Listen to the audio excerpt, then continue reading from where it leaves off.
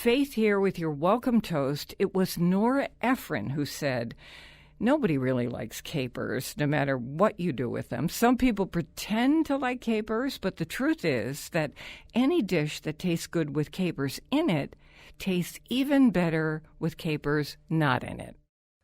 Feeling kind of tempted and I'm pouring out the truth.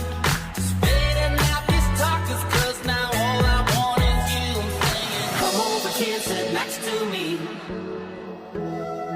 We can see where things go naturally. Just say the word and I'll part the sea. Just come over here and sit next to me. It's great to have you joining the party on the Faith Middleton Food Schmooze, inviting you to eat, drink, and be merry with us. We are in a very special situation here at Gateway Community College with the many kitchens in their culinary program that we have use of, the students we meet. But today is a special day. Our guest is Lidia Bastianich, who has written a memoir called My American Dream. Welcome to the Food Schmooze party. Thanks. Beautiful to be here again and schmooze with you. I know, exactly. And Chris Prosperi, senior contributor on the show, my buddy, senior producer Robin Doyen-Aiken is here. Lidia knows so much about Italian cooking, how to teach the rest of us that it's hard to describe this PBS television chef, restaurateur, cookbook author. But after a very long time of following her and learning from her, as many people have, I can define Lidia in two words. I was thinking about this very carefully, and that would be living treasure. God. Her life story, as she reveals it in this newly published memoir, My American Dream, and it's that title for a reason. It's a fascinating read. I showed it to Lidia just a few minutes ago. This copy of my book is underlined on almost every page. You know, I sinfully folded down the corners of the page. I kept turning those pages in a kind of wonder and amazement. In this story, she and her brother and her parents are put in a former Nazi concentration camp refugee center in Italy. The family had lost everything where they were living, which was a considerable amount, and finally they were admitted to America as refugees, not understanding a word of English. Their friends and neighbors were disappeared during the reign of Tito in the region of Italy that became Yugoslavia, and they were endangered to this family. So this woman is our Lidia, the force behind one of the great Italian cooking empires in America, and you're about to hear how all this happened from the woman known and loved by one name. But is Lidia her name? Okay. Mystery. Lidia, I'm going to get to the answer to that question in just a minute because we need to do something first. I know that you had grown up in what we knew as the Trieste region of Italy. And what I didn't realize is that after the war and the Paris Treaty of 1947, your area was given to communist Yugoslavia. Now Tito is in charge. What did that mean for your family and you? It meant a complete turnaround in a sense of complete censorship of human liberties. I remember in the family, because as a family, you know, we were Italian, so we couldn't speak Italian. We had to speak Yugoslavian, which is similar to Croatian now. We couldn't go to church. My father had his little business, 2 trucks. He was deemed a capitalist. The trucks were taken. He was put in jail. And all of these things, you know, as a young child in growing up, you sense this kind of censorship and blocking. Because when we were in the house, we would kind of huddle in our culture. And then outside, we had to be somebody else. So you have always felt like at least 2 people, I think. Exactly. I had to be one part of the day, and the other one was the reality at home. So we get to this part about the name. Now we're getting to why we had to go there first. Your name really wasn't Lidia. My name is Giuliana. My mother, my brother, my cousins, till this day call me Giuliana, and I respond to it. And that came about because of the censorship of religion. My mother had her sister, whose name was Lydia, kind of sneak me out of the hospital and take me and baptize me and bring me right back to the hospital. And they brought you in a sack, right? Hoping you wouldn't cry? Yes. They certainly, I'm sure the hospitals weren't as controlled as now, and people knew each other. But nonetheless, she took me to the church, I guess, and baptized me. But she chose to put her name first and the given name by my mother second. Oh. So I was Lidia Juliana. And it only, she never told anybody, it only came afloat, if you will, when my mother brought me to register for school. And that's when they realized that, well, she's not Juliana, she's Lidia. And then my life as Lidia began, in a sense. You see, Chris, how this reinforces this idea of having to be. I mean, maybe in life, in many situations, we all have to do this. We have to be many people. Yeah. But this gets me to identify with lots of immigrants who are running from something. Yes, yeah. And, when I think about it and I see today's situation, I can really empathize with the youngsters especially, because I remember as a child, you are frightened, you are lost, you're looking for an anchor, you're clinging to your parents because that's your unity, that's your strength. So I can really understand the sentiments that are going on, and I really feel. Your family decides to leave because it's getting more and more dangerous. And so you finally make it to Italy. Well, you and your brother and your mother do. Your father stays behind, and he whispers something in your mother's ear, and you remember what that was. Well, the idea was that since the borders went down and some of the family was left in Italy, and we were caught in Yugoslavia, that we would go and visit supposedly our sick aunt in Trieste. But they wouldn't give the visa to the whole family because they knew that the family wouldn't return. So my mother, my brother, and I got the visa, and we went to Trieste. My father had to remain as a hostage. But about 2 weeks after, since that whisper my mother and my father had a pact, he decided that he would try to escape, and he did. He made it. He escaped through the borders. I had the barbed wires, the dogs, the shooting, and he made it. He walked by foot. Yes. Wow. And there's a scene where he shows up on the door where your mother and you and your brother are in an apartment of a relative, and he shows up on the door and collapses. I remember because, I heard all this commotion. It was 2:00 in the morning. I was frightened as a child, and so I jumped up and I saw, and he was on the floor, but he was also all muddy. He was full of mud. He told this story later that he had scent dogs following him, and there was a puddle of mud, and he rolled into the puddle of mud so that he would cover the scent so that the dogs would lose him. At the end, he was all wet and muddy when he collapsed at the door.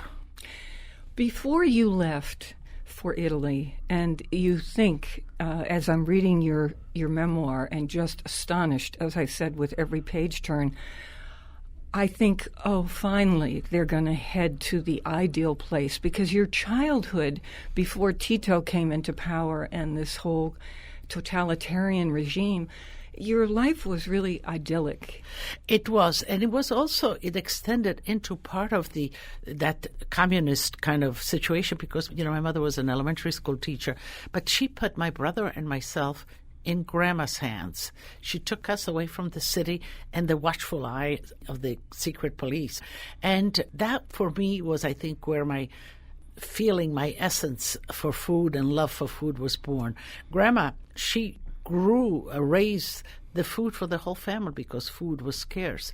And there we had chickens, we had ducks, we had goats. I remember milking the goats with Grandma. We had pigs every November, the slaughter, the prosciutto, the sausages. The cherries. The cherries, springtime, absolutely. The apricots thereafter, the figs in the summertime. Grandpa made wine and olive oil, just enough for us. So in that kind of formative stage of my life, I was very much about food. I was like a little runner for Grandma. We would go and harvest the peas, the favas, the potatoes. I would help Grandma actually pull the potatoes out of the ground. She would hoe it, and then we would collect it. And I remember the potatoes in my hands being nice and warm. And then I was a helper in the kitchen, making the pasta, kneading. She would put a little step stool for me, and I would kind of knead with her. When we escaped to Italy, I was not fully aware that we were not going to go back. Once I saw my father, and I said, oh, this is a reality. But I hadn't said goodbye to my grandmother, to my friends. And so something unfinished was with me, and food was that connect. Wow. So I know your grandmother was like a mother to you. Oh, absolutely. I could feel that. So this is Lidia Bastianich, and her memoir is just out, and it is amazing as a read, My American Dream.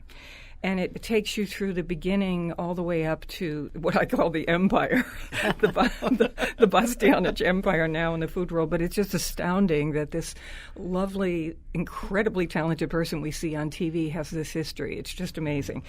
So I think, oh, at last they have made it to Italy. Now, here we go.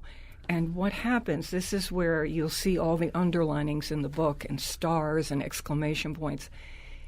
You were put into a place that was a Nazi concentration camp in Italy, and you could still see the lines of the crematorium. This is where they put you as a refugee. Yes, San Saba. San Saba is a camp outside of Trieste. Now it is a museum. Coming to Trieste, we were given a visa. Visa has an expiration date, and my father had no papers. So we came back into Italy, and being afraid that we are going to be repatriated because if you were caught, we would go back. So my parents were quite afraid. And they would have been either killed or yes, horrible labor in prison. Yes, yeah, exactly. And so they decided that after my father got a bit better, that they would go to the police station and say there were quite a few immigrants in Trieste. Trieste was a city of a lot of transfers. The police said, you need to go into a camp. You need to register. You have no papers, even though you are Italians, because we didn't have any Italian papers at the time. And we went first in a quarantine, and then all the interrogations and health and delousing and all kinds. As a young child, that really affected me because even we were divided as a family. My father, the boys, the men. My father and my brother were separated from me. I thought I would never see them, and I was devastated. For 2 days, I would look out of this kind of barred window, hoping to see them. And so it was a dark period initially.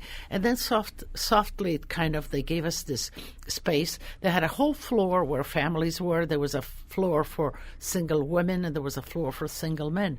And the whole area was divided into little cubicles, if you will, of family dwellings. With blankets, divided by blankets? Blankets or cardboards or, and you had this kind of squeaky opening door, but you heard everything because it wasn't, it's like a bathroom stall. It was kind of a bigger. And when is this? This is the time this period? is in 1956. So the war's over, and it's still because war and communism really permeated Eastern Europe. Sure. And that part was that. And people were escaping. There was a big exodus. The refugees after World War II was tremendous. They're comparing it with the refugees now. And there was so the countries came together and had to make provisions on how to handle, not unlike what they did today. I am so grateful that you've told this story at this time because I'm watching television, I'm reading everything, and I think that I can identify with these people who are fleeing something, trying to make a better life, because I can hear you. I know you, and I can hear your words, and it is so affecting me and enabling me to understand what so many people right now must be going through, just as you did. Well, Faith, that was actually, when I finally decided, because I wasn't going to write this yet. I'm into cookbooks, and that's what people know me for. But I was encouraged. I was encouraged by the editors and the publisher that my story can maybe go parallel with what's happening today, and people know me, and it's a story that I lived and ultimately survived and ultimately really made a great ending to it. So there's hope. Yes, there's such intimacy about this story. I think that's what I was trying to get to. And so I really am taking in the details. And we should never forget. We were there once, how many years ago, and here we are again. Yes. We should have our arms open. Well, Yes. Here's what I'm going to do. I'm going to take a break because you can't believe where this story goes. The story of Lidia Bastianich, who's written a memoir, finally the story of her life. Who would know that this person standing there on all these PBS television shows, giving us all these cookbooks, teaching us all these years, that this is what happened in her life, all the more astounding. More conversation ahead here on the Faith Middleton Food Schmooze with Lidia Bastianich. Don't go away.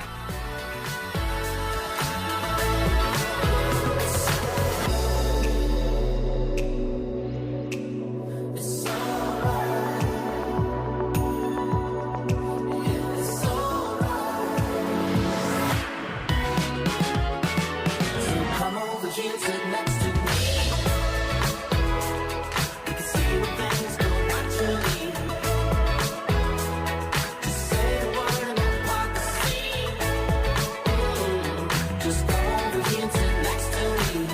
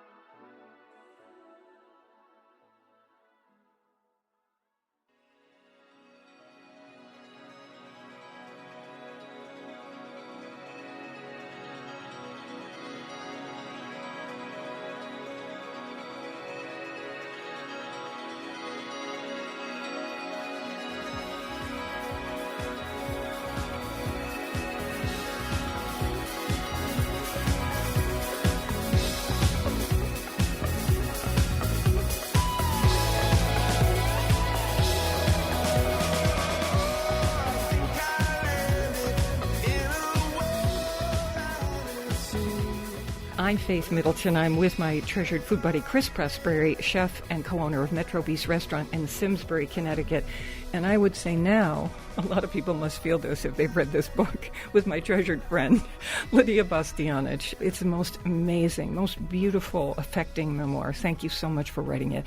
And here we have your son's wine, Bastianich, in your vineyard in Italy. Cheers to you. Cheers to you, Chris. Cheers. So here Salute. we've left off in this story. If you're just joining us, Lidia is telling in her book this amazing story about Tito coming to power in the 1940s in Italy, the part of Italy that she and her family lived in, this idyllic life.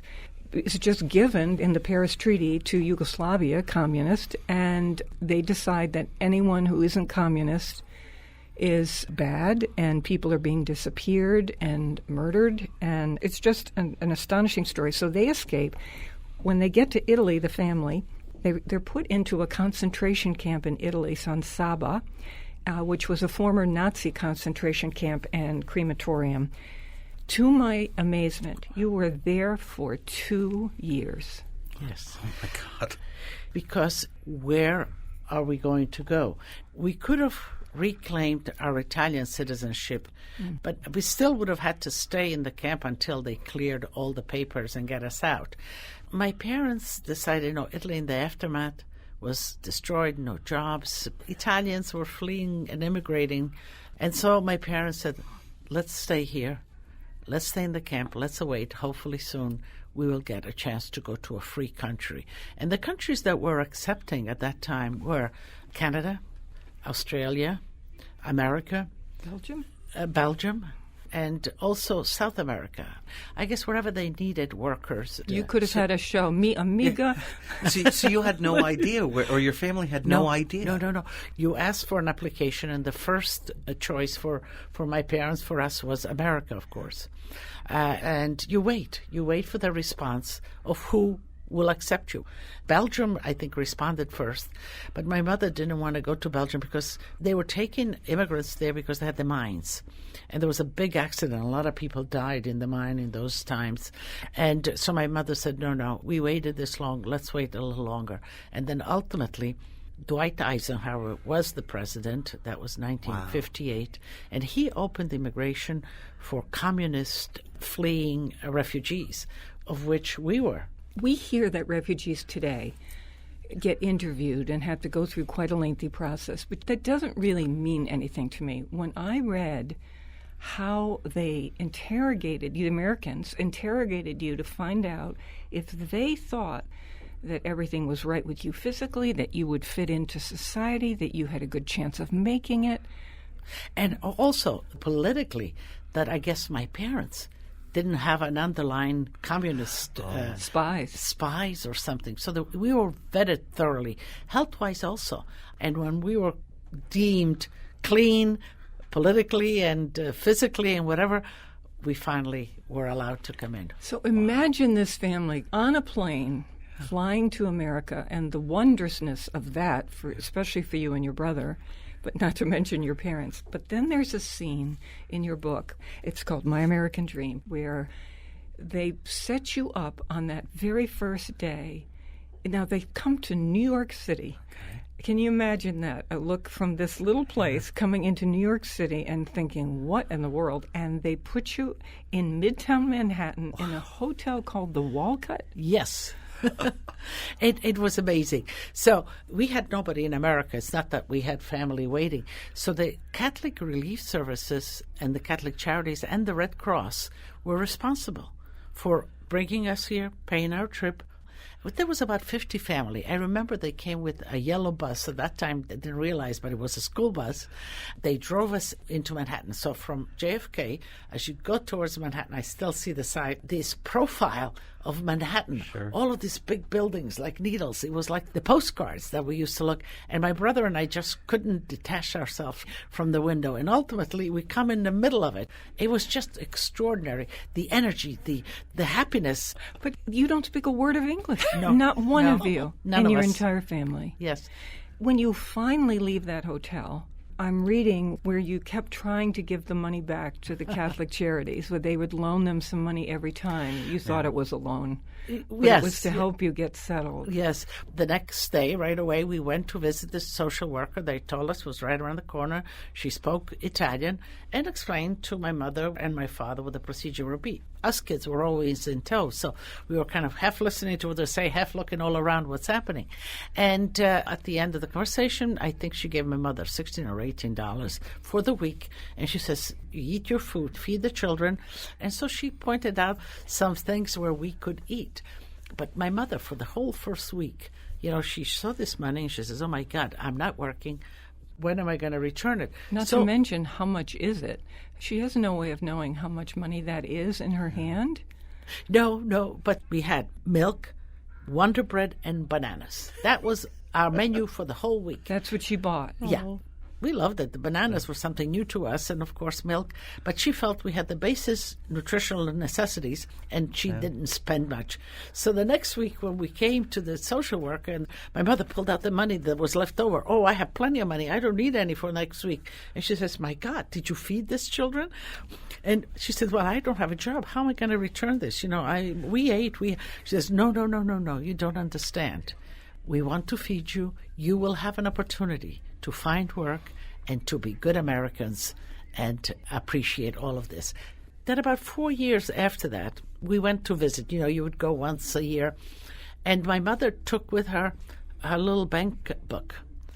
She was ready to pay back everything, the accumulation. I don't know, it was $3,000, $4,000, $5,000. She was ready to pay back what they gave us. And they never took it back.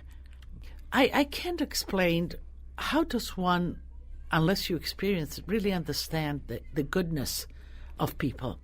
We are a product of people that care, that took care of us, that wanted us to come. They had a vision for us. They knew that we would become good Americans, that America needs these enthusiastic people that want a free place to live, that want to feed their family.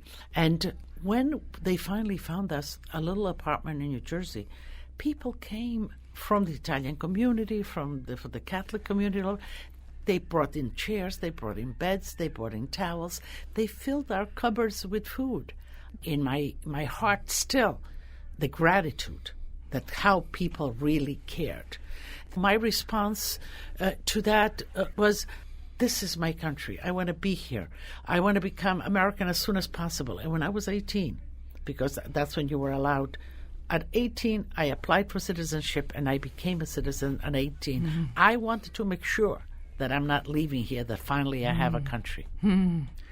It still happens, though. I'm listening to your story, and we have a family from Yemen working for us now, and they came here with nothing, with no friends, no family, and the mosque did exactly what brings them food every week and gets them acclimated and helps getting their kids in school. And we need to help each other. Yeah. We need to help each other until we're on our feet and move on.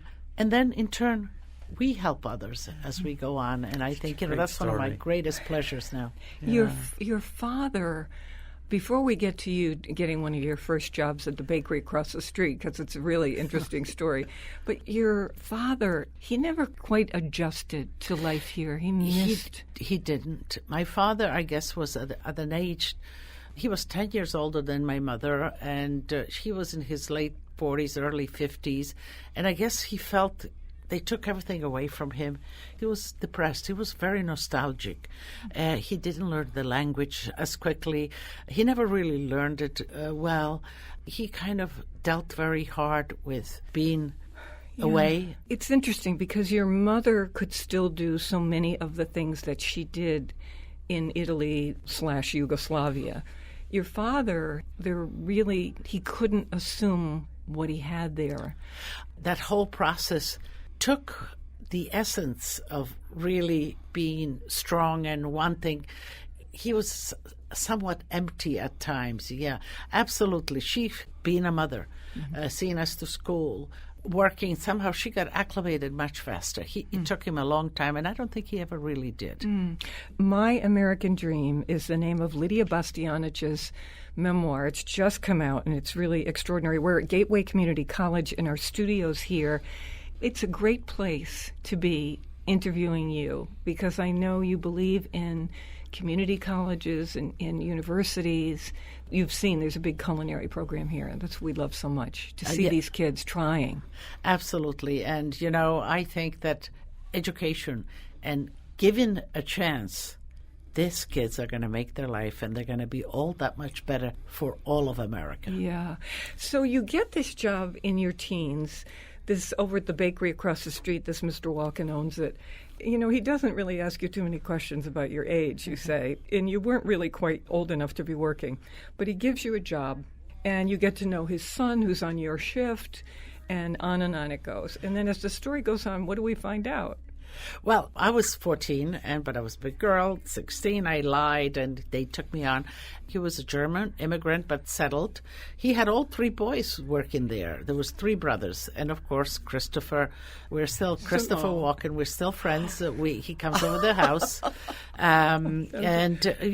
he loves to cook. By the way, he's a good cook. He's a good cook. I'm mad about him. I think he's just the most extraordinary actor, and I just like him. I remember hearing somewhere that he loves to cook. He does. And so I became really, really interested. I loved it that he was in your life. He lives in Connecticut. Yeah, I know. That's what I hear. Well, maybe there's a property next door. Going in for dinner? I need a really good cook next door. Okay, so how does it happen? You marry a man, you have children, you were at Hunter College, and you get it into your heads. You're just now making it. And you say, we need to open a restaurant. And, I had my head in my hands thinking, well, I know how this story ends. Yeah. What's the real beginning? Well, it wasn't, as much as I loved food, that's not what my focus of the future was. I met my husband, Felice, who was also an immigrant from Istria, and he came here single. He made waves in the restaurant business. He worked his way up as a waiter and then a maitre d', and he ultimately wanted to open his own restaurant. I think that's part of what brought us together also was the food. he was looking for partners. I said, you know what? I will help you. And so in 1971, he comes up with this little restaurant in Forest Hills, Queens, and it had 9 tables. It was a French restaurant, and we just took it over. And I certainly wasn't a chef. I loved cooking. I knew my Italian things. He was expert with the dining room.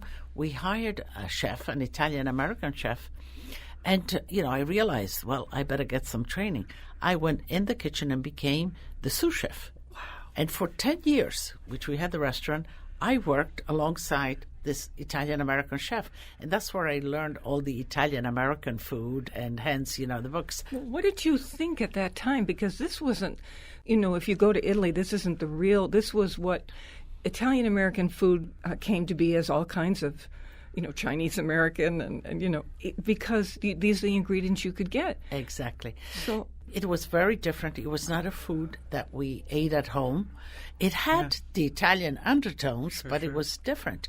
And then I said, I got to find out more about the food. So the big first influx of Italian immigrants was at the end of the 1800s. And they were from 3 regions, from Sicily, Campania, which is Naples, and Calabria. And the basis of the Italian-American food is in those 3 regions, the peppers, the tomatoes, the garlic. And you can imagine that these immigrants came, they brought with them some dry herbs and things like that, but they couldn't bring much, and they started cooking. But they didn't have the traditional ingredients. So they cooked out of their memory the recipes that they knew with the ingredients they found. And a whole new cuisine was Italian-American is born. Yeah, and believe me, I love it. Yeah, I do love too. that. Who doesn't? Not just the real thing. But Oh, it's I a love valiant it. cuisine. It's a story of adaptation, but it's a good cuisine. Yes. What was the key to, why was that little tiny restaurant, what was it called again? Bonavia was the first one. Bonavia.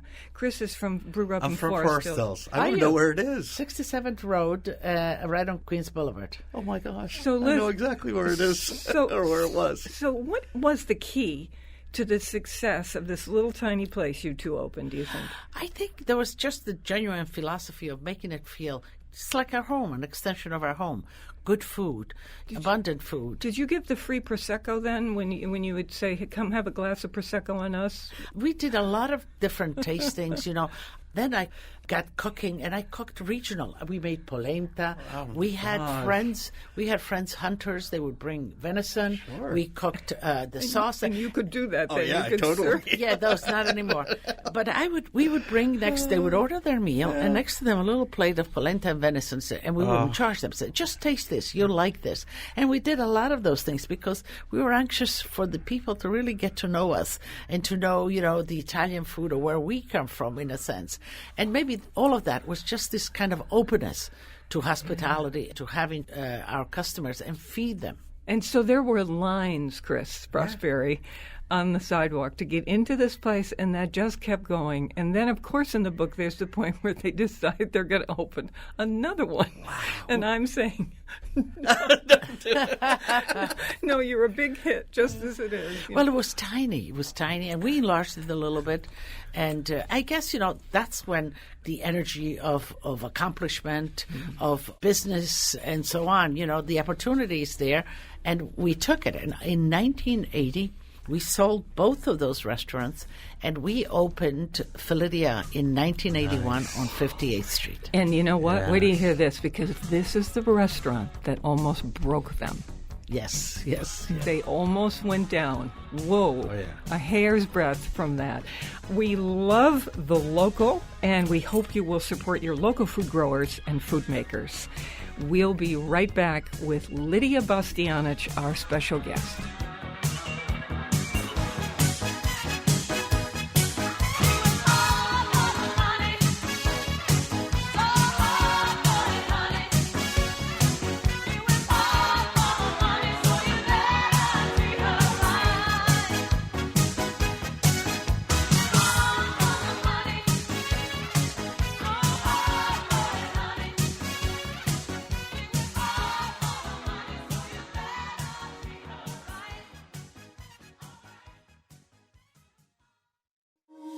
I give love to all of my people. All of my people need love. I give some. I give love to all of my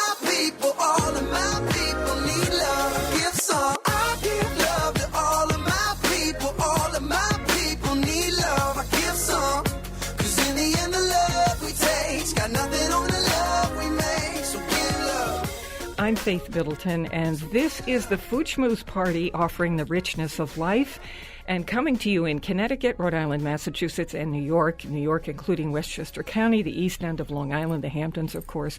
Senior producer is Robin Doyen-Aiken, and Chris Prosperi is here.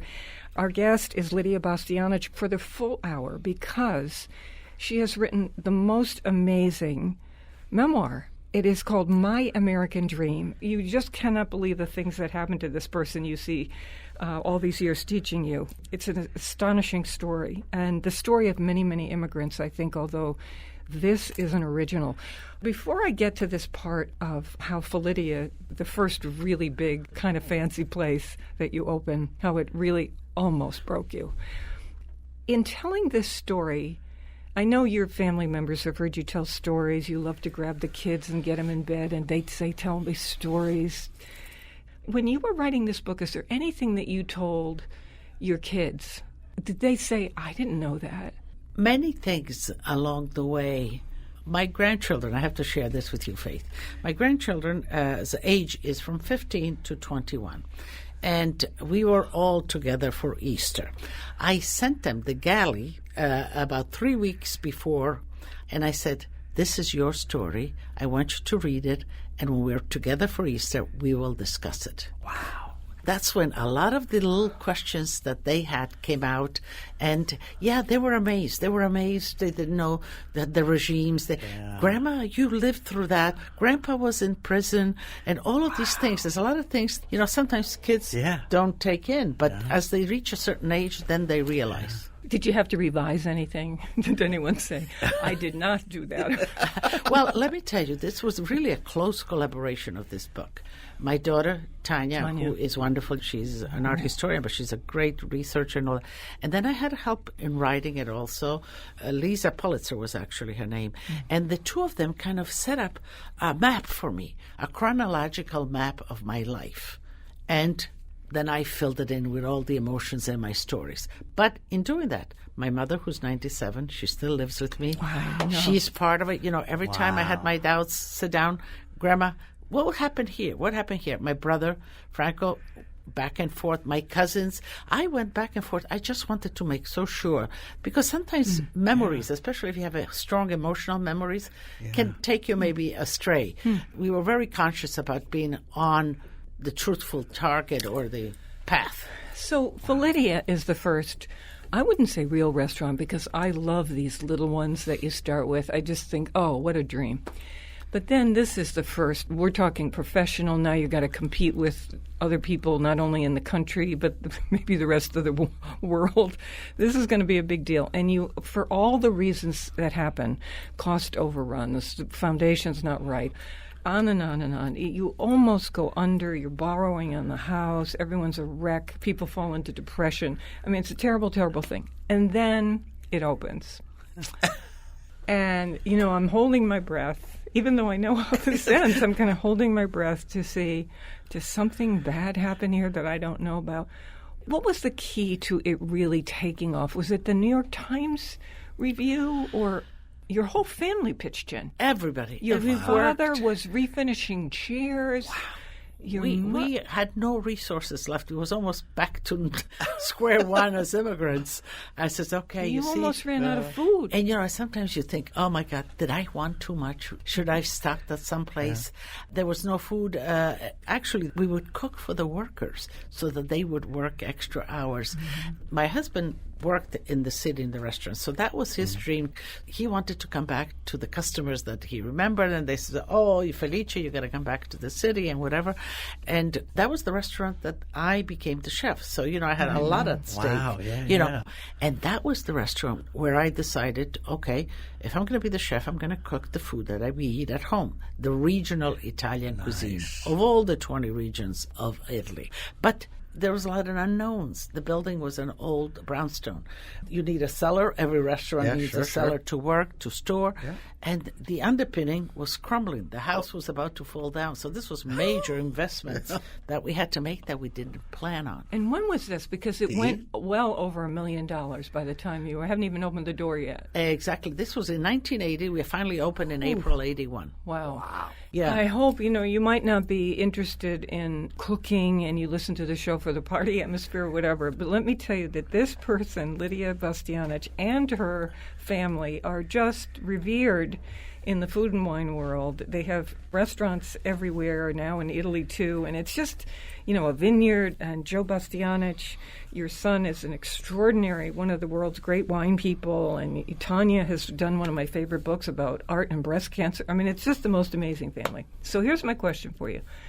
Would you describe yourself as, if someone had said to you early on, are you the ambitious type? Do you ever say to yourself, enough, okay, now we're going to have resting? Or you don't? But that's a great question, and I had asked myself, and I somewhat come to an answer, and I'm going to share with you. As we go on, you always do. You said, okay, I'm going to need a rest or whatever. And so I do kind of put an intermezzo now that I'm way into my career, but somehow I am pulled back like a magnet. There's something that pulls me back. I don't know what it is. It's the people, it's the food. The life. It's a life. But Faith, what I think really, yes, it is the passion. It is the eagerness for your family. You want them to live well. You don't want them to experience what you did. You want them to take it to new places. You want your children to get an education, the opportunity, the American opportunity. But I think that what really drove me, and my brother too, he's more of an academic, both of us, because my mother and father, we saw them a lot of time questioning, did we do the right thing? Should we have stayed, especially in the beginning? And I think that the drive to prove to them that what they did was really a great thing for us. And my father kind of left us in the middle of the success, and I'm always sorry he never saw Lidia open. But he was such a great part. So I think, Faith, that my drive is to bring them the comfort, the sacrifice that they made was worthwhile, and they were part of the winning. Till this day, my mother is as much part of this success as I am and my whole family. Yes, I think so. After reading your story, I think so, your mother. By the way, I just want to say, just before we came on the air, we decided to go back to one of your cookbooks and said, listen, we're celebrating her life and finding out these amazing things. Let's cook something. So we said to Chris, what do you want to get? So we went to Lidia's Celebrate Like an Italian. We had this book on the show. So we put up on the website your recipe, and we just ate it for rigatoni with Italian-American meat sauce. We wanted to go the Italian-American way, and it is a killer meat sauce with country ribs, pork ribs, and sausage, tomatoes. An easy tomato sauce that is just fresh and great. You say it in such a simple way that it's like you're standing next to me when I'm actually turning the ribs, or when I'm taking the sausage out of the pan, or, I see a lot of brown fond on the bottom of the pan, and you're like, don't burn the garlic, just nice and easy. And it's like you're there with me doing it. And we simmered that sauce for a couple hours last night, and the love of the dish comes through, right? Faith, we just had it for lunch today. And I really hope you'll go to fuchmus.org and Sunday. make this. Make it Sunday.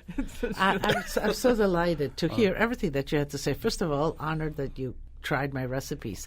And I do feel I want to be a guiding kind of force. I want people to enjoy and to cook and to know, but I do want to be there with them. So I'm glad it comes through.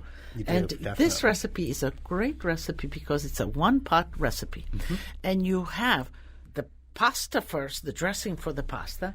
So you have il primo, and then il secondo, actually, of the meat, and you make a salad with or something. So you have a full-fledged, elegant meal, and you can make it for 10, 12 people. This recipe... Oh, makes a lot. Yes, that's it.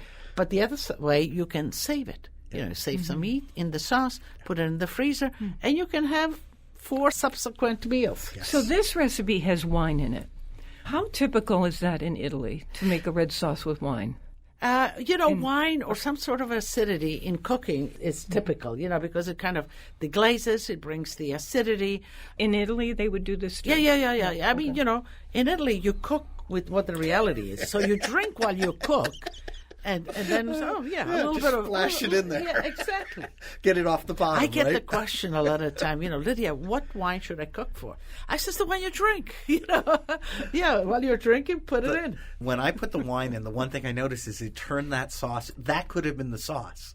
Yeah. That could have been a sauce, because when those meats seared, there was such a fond on the bottom of the Chris, pan. explain to people who might not cook what fond is. They know that little bits, crumbly, but caramelization at the bottom. The full bottom of the pan, because I had just seared 2 pounds of sausage and 4 pounds of ribs, country ribs in it. So I mean, this What happened when you poured the wine in? It just pulled it off the bottom, and the sauce. It turned like this beautiful brown color, like in seconds, and then you start reducing it, and then you put your tomatoes in it. It's heaven. You it's could have the absolute wine heaven. sauce could be that. Oh my gosh! Cooking with wine, the important thing is get the alcohol out. Let the alcohol dissipate. Yeah. The rest is what gives flavor to whatever you're cooking. Yeah.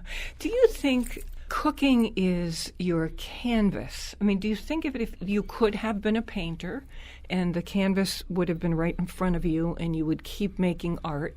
Do you think of food that way? Yes. Food is a medium with which I communicate. But not only I. It's a medium for all of us to communicate. Food is the ultimate equalizer. We all need food. We all eat. I don't care what race, creed, or wherever you come from. And that kind of unites us. So being at the table and offering food with somebody or sharing their food means the actual acceptance of that connection. In your book, there was one thing that I laughed at, and that was, how farm to table, it's become very precious. Sure. And of course, this is how we started in America, because, well, of course you would start there. And then it went away. Now everyone's trying to bring it back, and it's become, in some circles, a kind of precious thing. Here you are from Italy, where it was real farm to table out of necessity. You get over here, and what enthralls you but the Duncan Hines cake mixes on the aisles of the markets that you were in? It still makes me laugh when I think of it. It's a great period. And I when I shop and I look at those boxes of mix, I still kind of laugh. But at the time, they were splendid. Here I was. The 70s, right? Yeah. I was a 12-year-old cooking because Mom was working late, and she would have everything ready for me. And I discovered this box mix, and it wasn't expensive. No. And you bring it home, and you put an egg or some butter or some milk or whatever. You put it in the pan, and voila, it puffs up into this delicious cake. Every night we had recipe. Yeah. I felt great. It was kind of an immediate success for me, I can do. And so I continued, and I enjoyed it. I mean, it was a period. And it was my way of getting to know America and to be American. At one point, frozen dinners. Yeah. I know. You thought that was the greatest thing when you could afford to get one. Yes. And I had to work. My mother wouldn't buy me because she said, for that money, I can feed all 4 of you for dinner. Yeah. So I remember we had this pull-out tray, It was taken off the street someplace. Somebody had thrown out, and we fixed it. My father fixed it.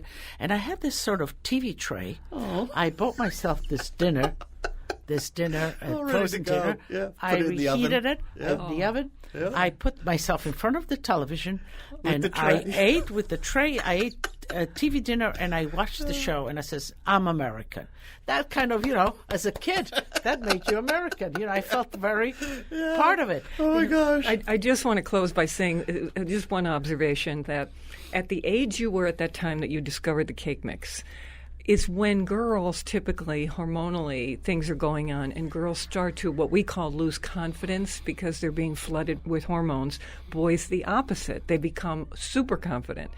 And so girls can get pushed back. And at that moment, you were having success with those Duncan Hines cakes.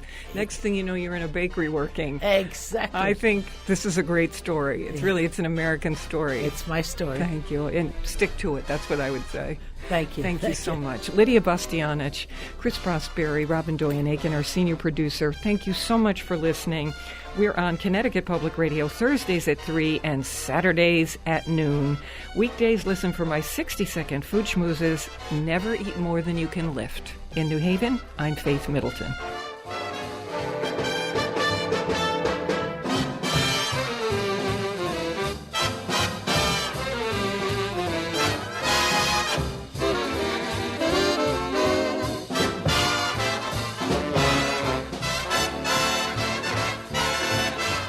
Everybody eats when they come to mind.